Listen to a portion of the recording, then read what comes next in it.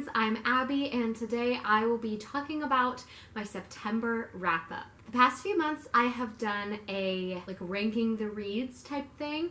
This month I couldn't be bothered to rank them.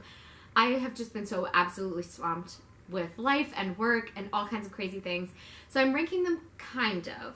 I'm just going to talk about them in order of the star ranking. So I'll talk about the nonfiction books that I don't normally rate, and then I'll talk about my 3 stars, my 4 stars, my 5 stars, etc. And I'll group them like that. This month I read a total of 20 books, which feels amazing because it was my first full month back at work, and I'm just ecstatic to have read that many books in that period of time. In the month of September, I read 2 nonfiction books, 3 3-star books, 5 4-star books, 4 4.5-star books, and 6 5-star books. So overall, it was another great month. I didn't read anything that was below a 3-star, so I feel like it was a success. I'm going to start, before I talk about the books, I'll tell you what I read for each of the readathons I participated in. So the first readathon I participated in was the Touch of Whimsy readathon. That was Adventures Through Wonderland themed. There were 5 prompts, and it was all about reading middle grade. So for the first prompt, which was Cheshire Cat, read a strange book, I read The House with Chicken Legs. For the Queen of Hearts Palace was to read a book I think I'll love, and I read The Girl Who Drank the Moon. For the White Rabbit's House prompt, it was read a book for a cozy night in, and I read The One and Only Ivan. For the Flower Garden prompt, which was to read a book that was aesthetically pleasing, I read The Train to Impossible Places. And for the Rabbit Hole prompt, a book set in another world, I read Gathering Blue by Lois Lowry. I also participated in Buzzwordathon this month, which was to read books that included the word night in it. And so for that, I read Good Morning, Good Night, Little Pep Talks from Me to You. I read Nevernight and The Midnight Library. Let's get into the books. The first book I'm going to talk about this month is a nonfiction book, so I did not rank it, and it is Between the World and Me by Ta-Nahisi Coates. This book is written in a very interesting way because it's written as a letter from a father to his son, and it's nonfiction, so it's essentially a letter from the author to his own son. This is a story about race and reimagined history. It focuses on life as a Black person in America, and especially a Black man, how history has influenced what it is like to be Black in America. It also is confronting what our present currently looks like and showing what the future could look like if things were different or if things were made to be different in our society. It talks a lot about what it's like to inhabit a Black body specifically, and how we can find a way, or how Black Americans can find a way to live in that body and find pride and joy and love, and not be incredibly held down by the burden of what it means to be Black in America. It was just a very poignant novel. It was very hard-hitting and moving, reading a story from a father's perspective to his son about what it's like to grow up as a Black man in America, and how dangerous that can be, and how the father perspective worries about the son perspective because he knows that it's something he can't change himself, and he's having this child that he knows is going to have a harder life because of the body he was born into. It was very emotional. I listened to it on an audiobook, which I highly recommend because it's narrated by the author, so it's like the author is reading his own letter to his son. Beautiful. I highly recommend it. It was very moving and very important to read about. The next book is Untamed by Glennon Doyle. I'm not going to tell you my thoughts about this, except that it is a memoir about Glennon Doyle, who was married and had kids, and then a woman walked into this conference and she said, there she is. She fell in love with her immediately, and her whole life turned upside down. She had to change everything about who she was, and her whole world changed.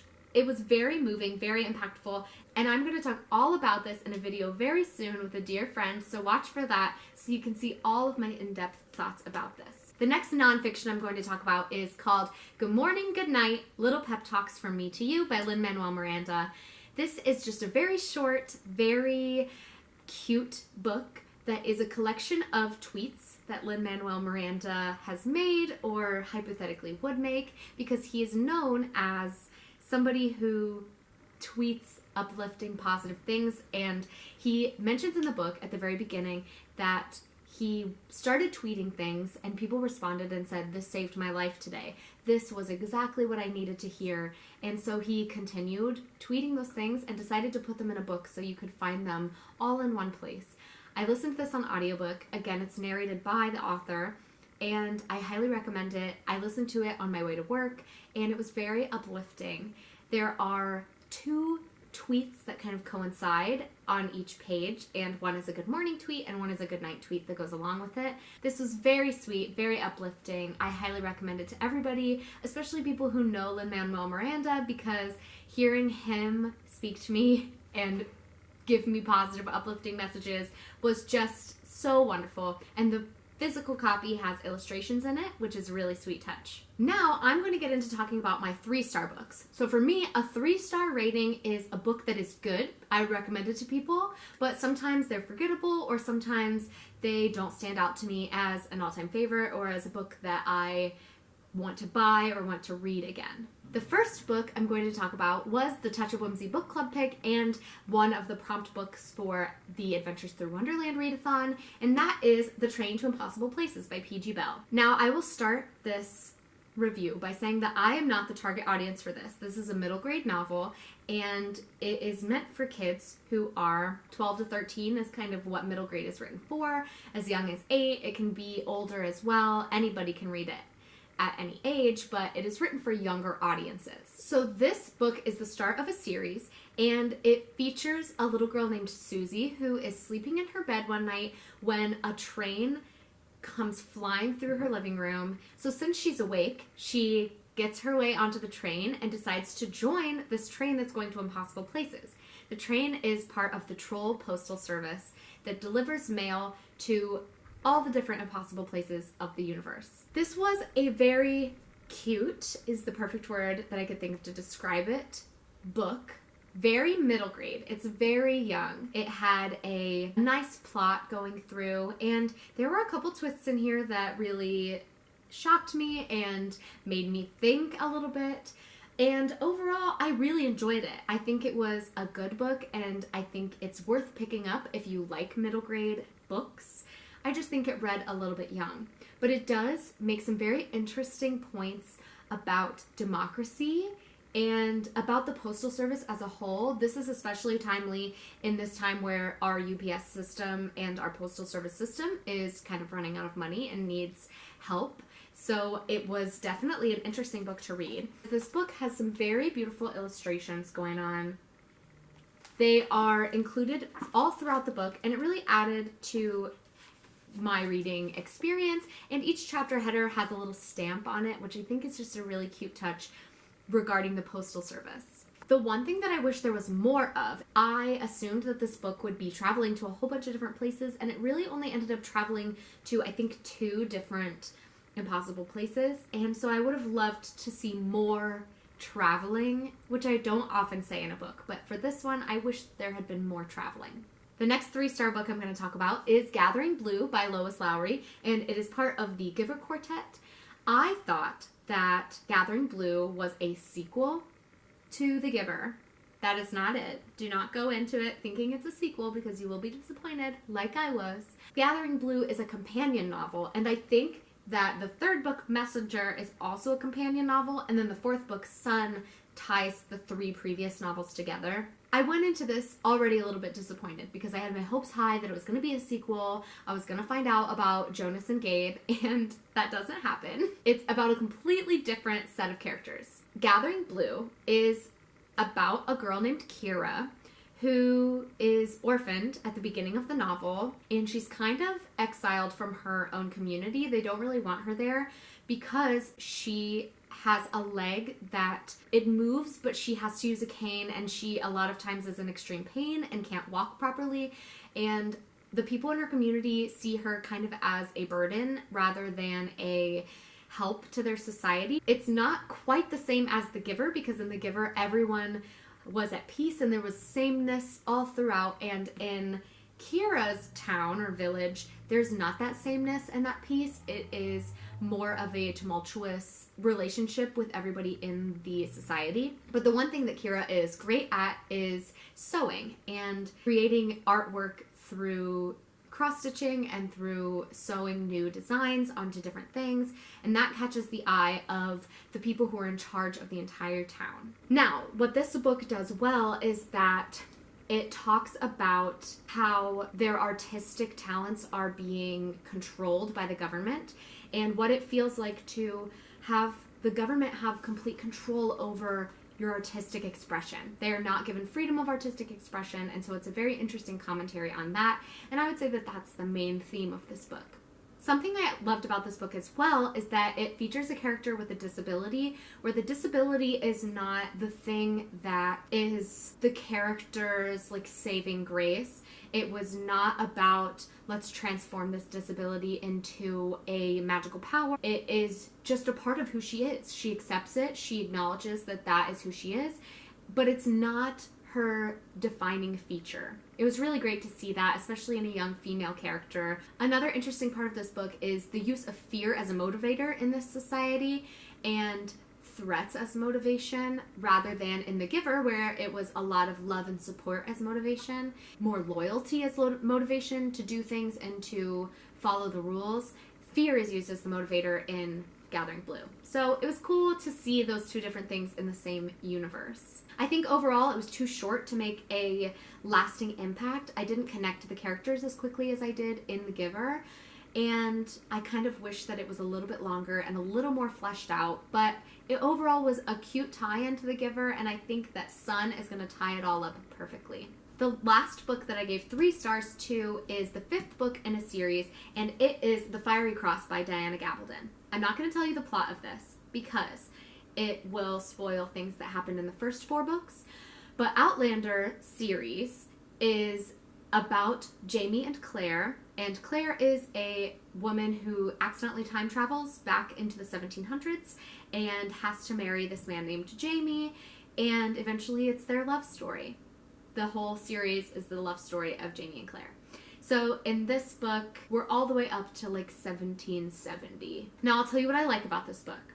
This book, and Diana Gabaldon's writing in general, is fully fleshed out in terms of characters. The characters are so well developed, you feel so connected to them that you feel sick when it's over. I just want more of their lives and of who they are. I feel like I need to know everything about them. What I don't like about this book is it's entirely too long. This book is almost 1,500 pages.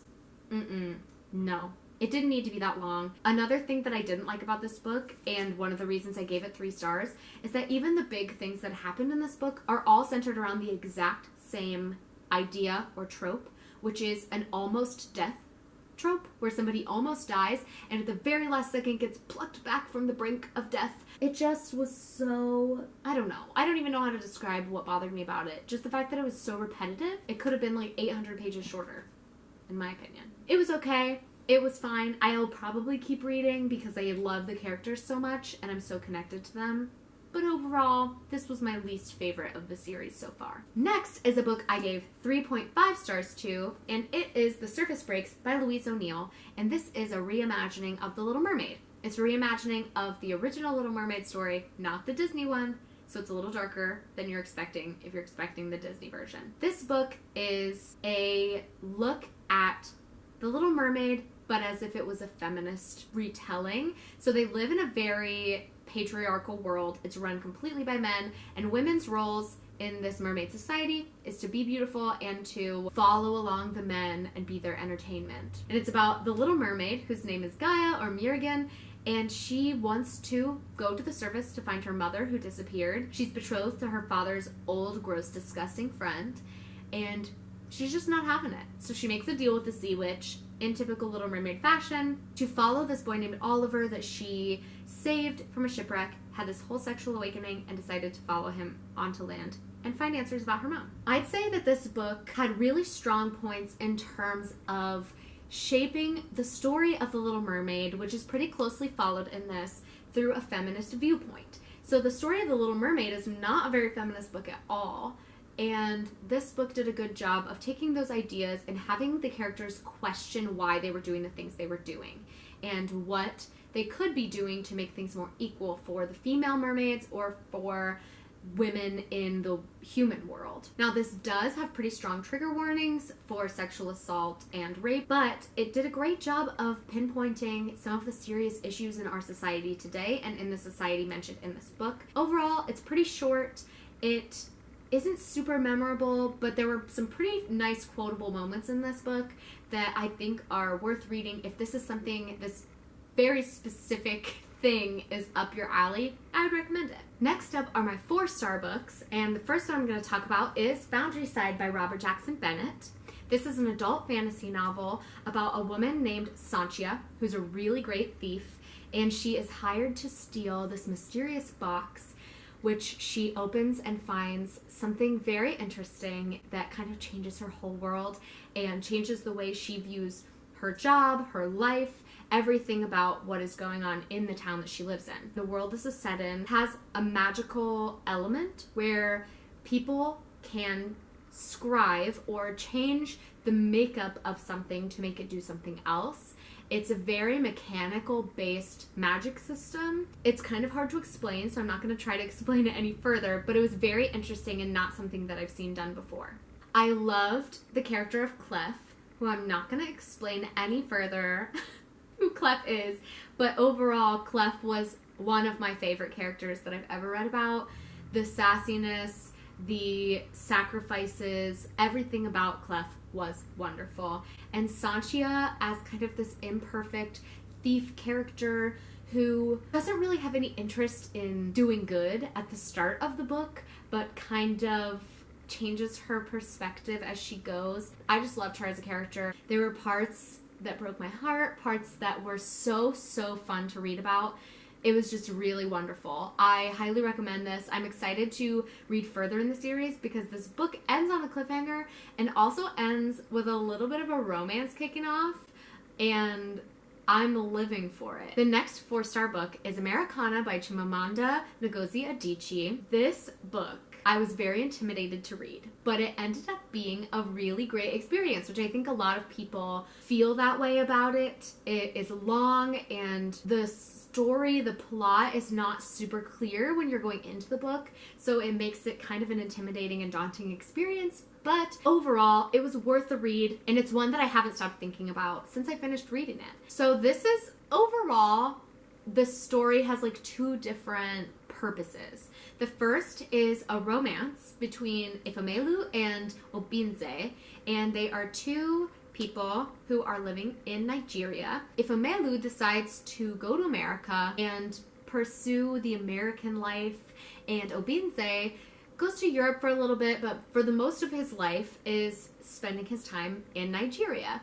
So their lives start off as a romance, they go their separate paths, and it's kind of the story of how they reunite, how they find each other again later in life when they both are in serious relationships and have kind of grown up. So their childhood love is now, they've been separated for a long time and it's now not quite the same. The second portion of this book is kind of a commentary on race and on immigration in America, because Ifemelu is a blogger in America. She writes a blog about being an immigrant in America, especially from Nigeria, and being a Black immigrant, and how her life is kind of different from maybe other immigrants she knows, or from Black Americans who grew up in America, and just from white people in general. This is a story that focuses on so many hard-hitting topics. Of course, I already mentioned race, immigration. There's also cultural identity and what makes up our culture and our identity in that culture. There's also a bit of a commentary on assimilation in cultures and on interracial relationships, which are incorporated throughout the novel. There is a little bit of sexual assault in this book, if that's a trigger warning for you. And there is a discussion about identity and success in different cultures as well. So kind of what makes us successful in one culture might be frowned upon in another, and how when you are multicultural and have many different cultures going on in your own life, how to find success and what makes you feel successful. I would say that this book was tough to get into at the start, but I found myself really connected to Ifemelu. I would say that this book is slow, but it is worth it. The next 4-star book I have is Follow Me to Ground by Sue Rainsford. This is a story about a girl named Ada who lives with her father, and they live kind of out in the woods. They're this mysterious pair of people who don't seem to age, and they are known as healers in their town. But the way they heal people is to literally open their chest and pull the sickness out of them. It's a short book. It's considered a fantasy horror novel. The horror is more body horror and less scary, jump scare stuff, but it was really, really interesting. It's short, so the reason it doesn't get 5 stars is because I didn't connect fully with the characters. I don't think it was long enough that I really, truly got what was going on and understood the importance, the weight of what was happening. There were some parts of this book that were so moving, and I found myself really just wanting to grab characters and shake them. It's beautiful, dark, atmospheric.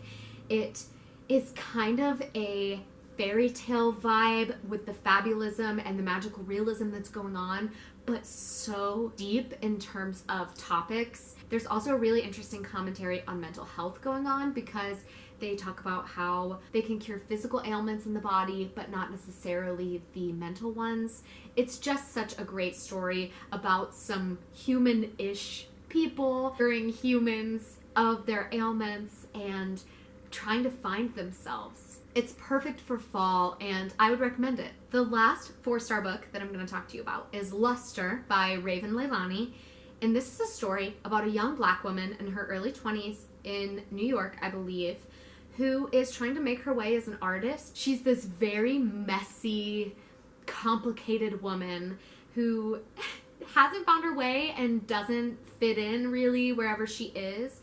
And she meets this man online who is married and is in an open relationship with his wife. And so Edie, the main character, starts dating this older man who has a wife and kids. Things get complicated and messy. It just was really interesting and unlike anything I've ever read before. I thought it was a great commentary on what it is like to be in your early 20s, especially in the world today where our generation is very much about doing what feels right and doing what makes you happy, whereas the older generations are sometimes more focused on just being successful, whatever that means. Usually making money, whether you're happy or not, you stick things out.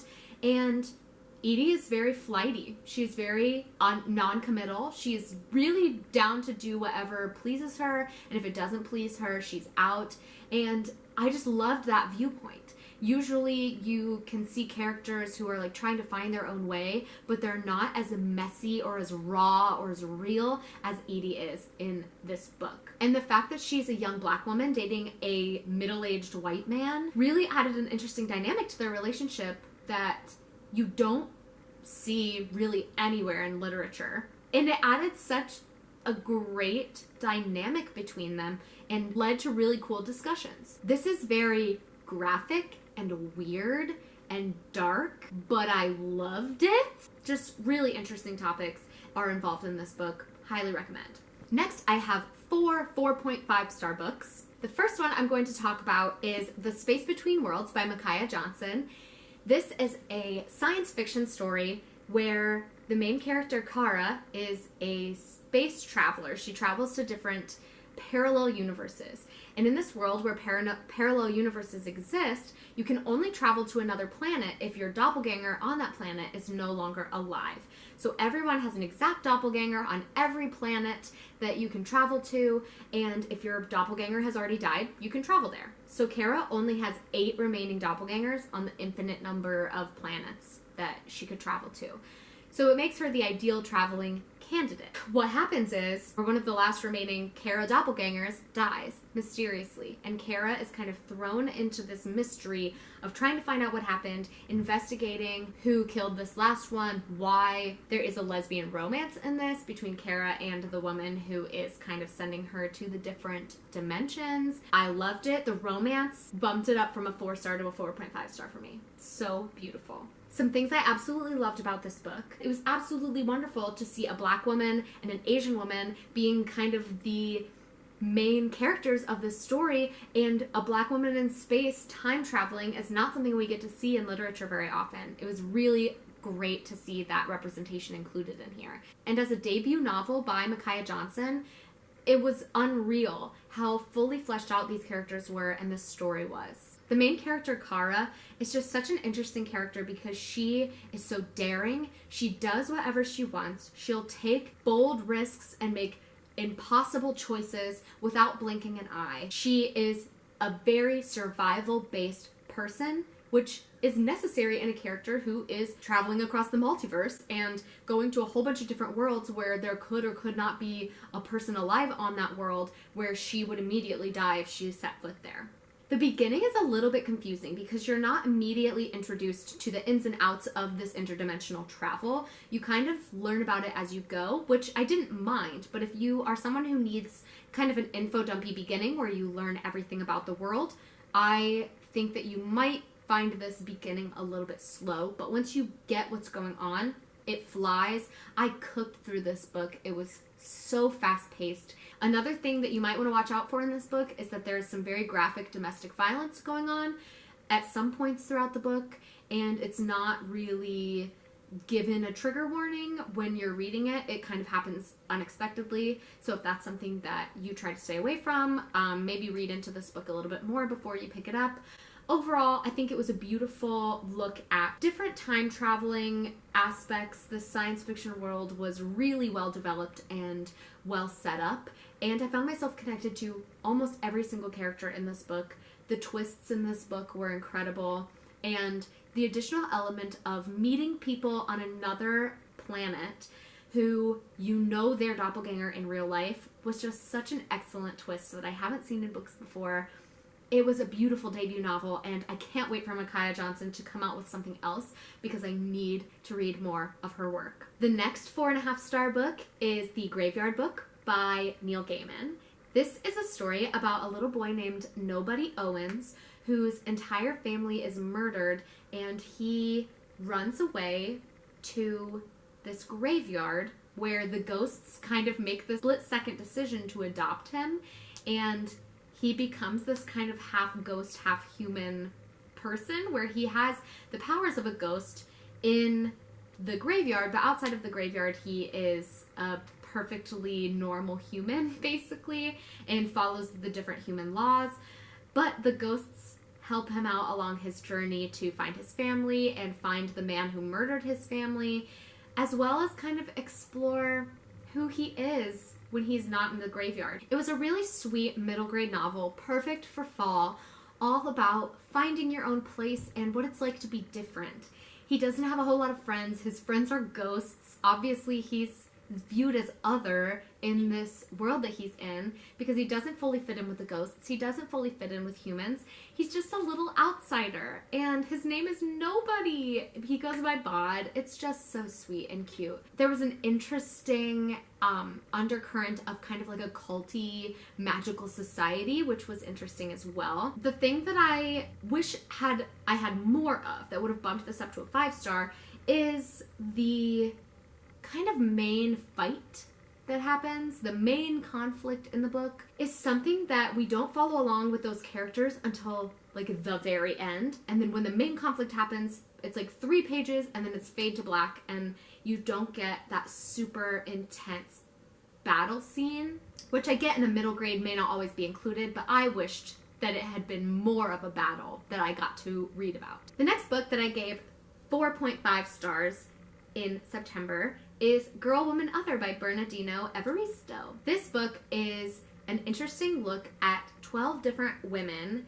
specifically mostly Black women in London or in the UK, and it follows their lives. They're told in different sections where each section is the story of a different woman, but all of them are connected in some way, which I really loved, that they all connected back to each other in some way, and by the end I saw the through line connection of all of these characters. This book is told in a really interesting way because there are no capital letters, there are no punctuation marks. It's kind of almost like reading poetry, almost like reading a conversation happening, because that's kind of what it is this conversation of all these women telling their story, and it's overall a collection of stories about being a woman and what it feels like to be considered other in society. Sometimes that means just being a woman, sometimes it's being old, sometimes it's being too young, sometimes it's being black, sometimes it's being any other race that is considered a minority in the society that you're in. It was just a really impactful and moving story about the lives of these 12 different women who are all connected and really just pulled at your heartstrings and made you want to learn more about them and hold them.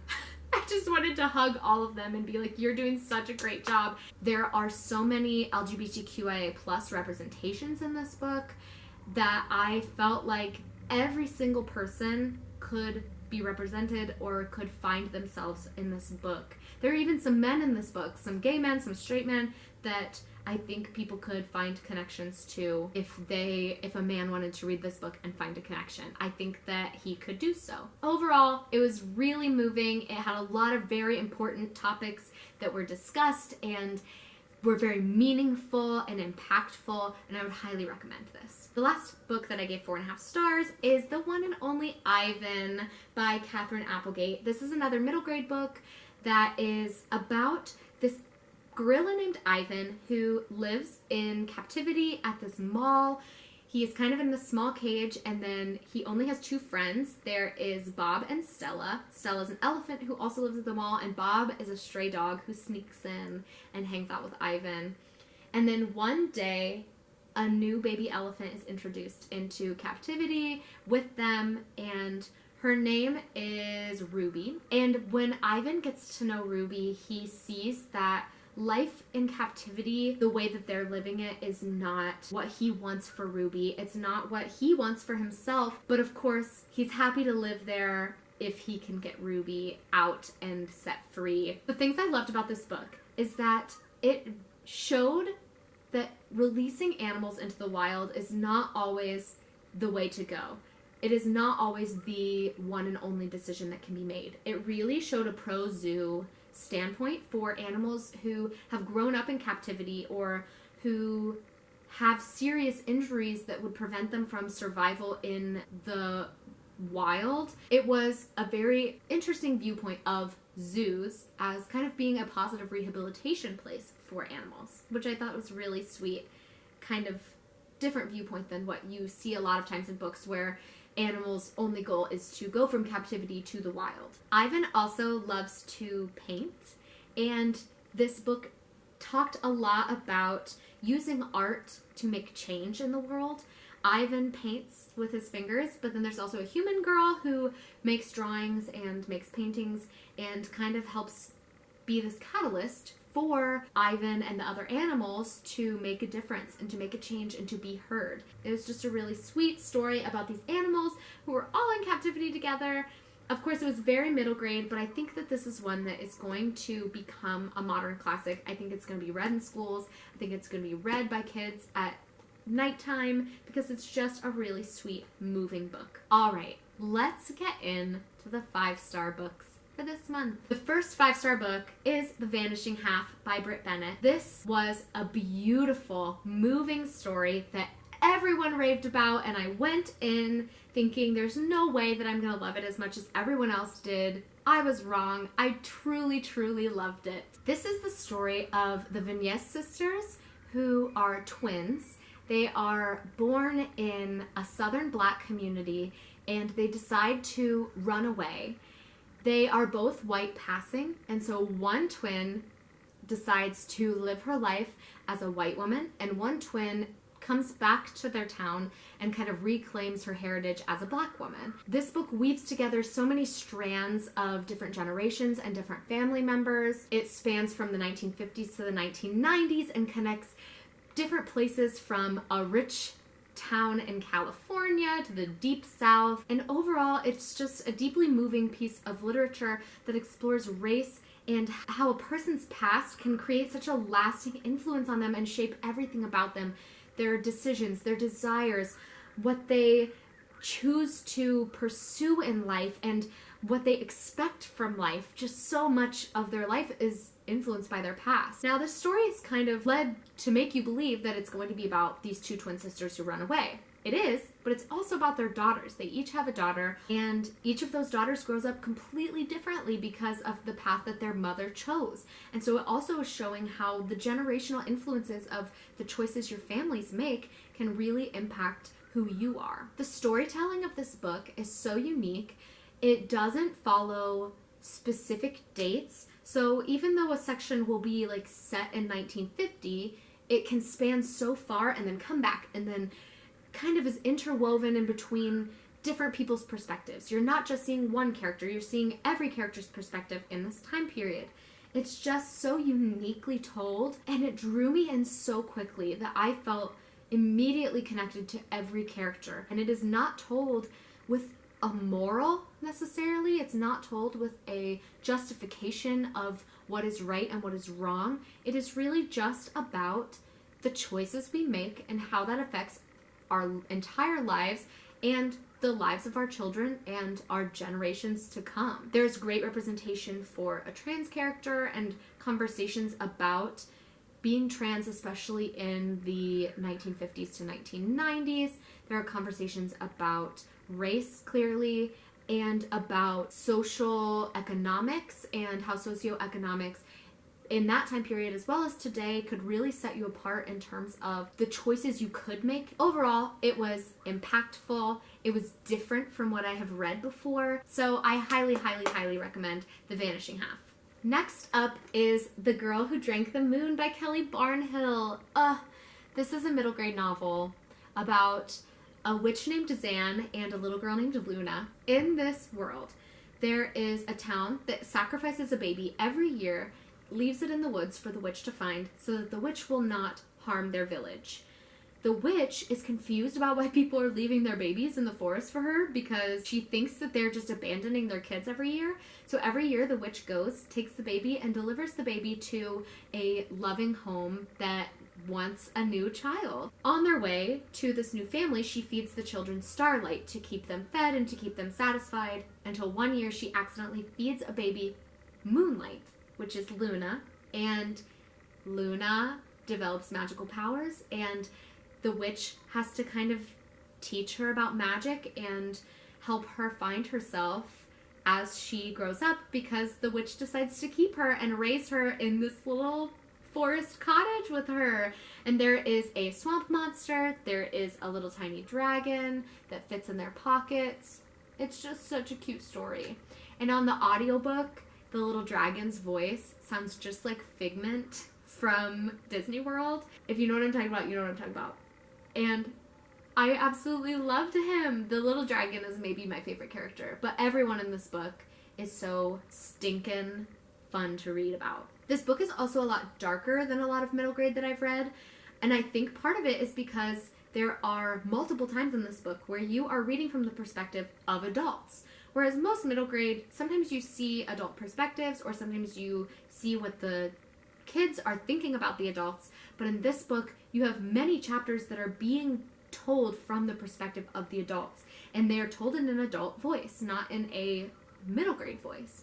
So it's really, really interesting and hard to read about sometimes because the themes in this book are loss and grief and mental health. People are losing their children because their children are being sacrificed. It's really hard for everyone in this town, and you get to read from multiple characters whose children do get taken. There's an interesting commentary on the power of secrets in this book that I thought was really special for young adults especially to read about what secret keeping can do and what a lack of positive communication can kind of lead to in society.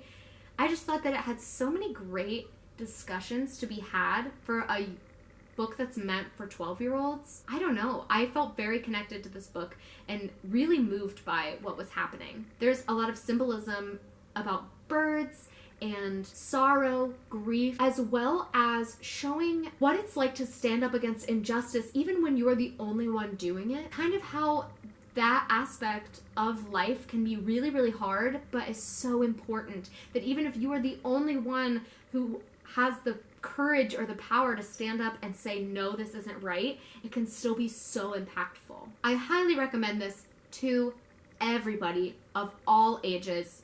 A full 5 stars for me. Next is another middle grade, The House with Chicken Legs by Sophie Anderson. This is a middle grade story about a girl named Marinka who wants to live a normal life, but her grandma is Baba Yaga, and Baba Yaga is a Russian folklore character who lives in a house with chicken legs that gets up and moves throughout the year. And the reason the house moves is because it goes to where spirits are so that Baba Yaga can help spirits from the living world into the underworld. So it's very dark and perfect for fall. I loved reading this in the fall time. I would highly recommend it. So Marinka in this story really wants to live her own life and not be a spirit guider, but it's kind of something that you're born into. She lives in a house that has chicken legs. It keeps moving, and so she can't settle down and make friends and go to school, live her life the way she wants.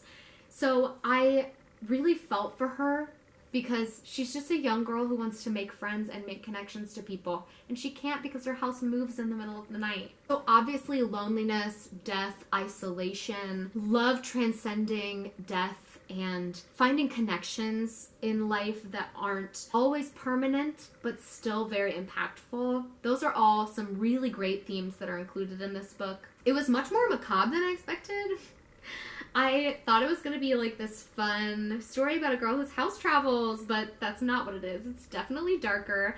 There is some death that happens in this book. There was so much hidden depth in this book that made it feel surreal and magical. What's really awesome about this book that I think is unique is that if you pay close attention in this book, Marinka is going through the different stages of grief. She goes through denial and anger. She goes through bargaining. She goes through depression. She goes through all of it. And I just loved seeing that in this book. I think for kids who are grieving, this would be an excellent book for them. So I think that it's really a great story for everybody of all ages. Again, I was very surprised by how much I loved this middle grade novel. Really just such a beautiful book. Highly recommend it. Again, a full 5 stars. A 10 out of 10. The next book that I gave 5 stars to is Nevernight by Jay Kristoff. This is a young adult fantasy about a girl named Mia whose entire family has been murdered, and she is seeking vengeance against the people who murdered her family. So Mia is trying to get into an organization called the Red Church, which is a school for assassins where she will learn to be a professional assassin and she can assassinate the people who killed her family. It doesn't get any better than that. What I love about this book, first of all, is Mia Corvere as a character. She starts off with a goal. Her goal is not what everyone would view as like a morally right. I mean, we obviously are all supporting her because she's trying to get vengeance, but I love that she starts off a little bit evil, a little bit bad, and she kind of holds true to that. I also love the character of Mr. Kindly, who is part of Mia's shadow. Mia has this like special thing where she can control shadows and can control darkness. Not everyone can do that. And Mr. Kindly is this cat who lives in her shadow and helps her out, and I'm absolutely obsessed with Mr. Kindly. I also loved the aspects of this book where there's kind of a challenge in each of their classes. Whoever places the top in those challenges will be chosen to move forward as an assassin. And this kind of challenge aspect, the competition aspect between all of the different students, is something I love in books, and I really, really loved in this book. Something unique about this book, the way it's told, Jay Kristoff's writing is really funny and very humorous, especially with this like dark topic and these dark ideas. Having that humor thrown in was fantastic, and I found myself laughing, I found myself crying. The plot twists took me completely by surprise, and he includes footnotes, which I don't always love in books, but the footnotes in this helped show the backstory and also provided some little quips every once in a while that were just like humorous little boop tidbits that I absolutely loved and really added to the story for me and helped me hear the voice. The story is told almost like somebody is telling the tale of Mia Corvere. It made it feel the whole time like this girl who is down on her luck and is not really famous yet and is not popular by any means, is now this famous person in the world that she lives in, where people are telling her story and are talking about her and about the things she's done. And the whole time I kept feeling like, oh my gosh, I'm reading about this like mythological person. Hearing about this normal girl who's trying to become an assassin in this very like grandiose storytelling style was so good. It was a little slow to get into it, and it took a while for me to adjust to the writing style, but once I got it, and I love this trilogy so far. I cannot wait to pick up the second book. I think it's just going to get more intense, especially because book 1 ended very intensely, which I always love about young adult fantasy novels. The last 2 books that I have to talk about are 2 of my absolute favorite books of all time now. The first one I'm going to talk about is the book that I read for the Late Night Book Club hosted by Elias, Joel, and Noel here on BookTube. And that book is The 7 Husbands of Evelyn Hugo by Taylor Jenkins Reid. You've heard everybody talk about this book. It's the story of Evelyn Hugo, who is a reclusive Hollywood star who finally is going to tell her story to this woman named Monique, but she's chosen to tell the story of Evelyn Hugo and her 7 husbands. Evelyn Hugo is just so messy. She's not perfect. She makes really tough decisions. And this book, LGBTQIA+ representation, it was astounding. It was beautiful. And I absolutely loved it. The storytelling style of this book is hard to explain. It's kind of separated into each of the 7 different husbands, but I flew through this book. I read this book in 2 days, and it's like 400 pages. I cried like a baby multiple times. I didn't want the book to end, but I couldn't stop reading it. I don't even know what to say that hasn't already been talked about on BookTube, except just read this book. The characters are so fully developed, even all of the husbands. Like, you only see them, some of them, for a really short period of time, but I loved reading about all of them. I didn't feel like anything was like a throwaway section. I thought it all contributed to the development of Evelyn Hugo's character. And the points in this book where you question Evelyn Hugo's judgment and her decision-making because it's not the morally correct choice to make, you still supported her because you wanted her to succeed, and she is demonstrating what it was like to be a woman in this time period where all anybody cared about was if you were young and beautiful. It wasn't okay to be anything except straight and a loving Christian wife, even in Hollywood. The romances in this book were so beautiful and different from what I've read before. I really just don't know what to tell you other than you should read this book. And the last book I'm going to tell you about is The Midnight Library by Matt Haig. And this is a book about a library that exists between the realms of life and death, where you can pick a book off the shelves and basically live that life. There are infinite lives in this library that are your life, but different, as if you had made like one different choice. And so you're following the life of Nora, who is in this library and is choosing different lives to live and following her as she lives these different lives. The themes in this book are just about what makes life worth living. Depression is definitely prevalent in this book. There are trigger warnings for suicide, so keep that in mind. And kind of this, like, the grass isn't always greener theme that you see in a lot of books, but this book does it in a very interesting way where you get to live all of those different lives and see what it is like to be a famous Olympic athlete, to be just a normal housewife, to get all of these different things in life and experience them and find the life that fits best for you. And so following Nora as she does this was so moving and gave me a very good perspective on my own life and on the life I'm living and what makes my life meaningful to me. Life is all about living and making changes, and this book made that clear. She has a literal physical book of regrets, but we all carry that book of regrets around inside of us and can open it at any time, and this book is kind of a commentary, a philosophical commentary on that. Nora also studied philosophy, so there's a lot of mention about philosophers in this book, which I am interested in philosophy and I like philosophy. I can clearly see the connections between famous philosophers and the existence of this book. This book is a whole commentary on philosophy and the philosophical nature of life and death. It just connected to me so deeply. It made me think so much harder about life and love than I ever have in a book before.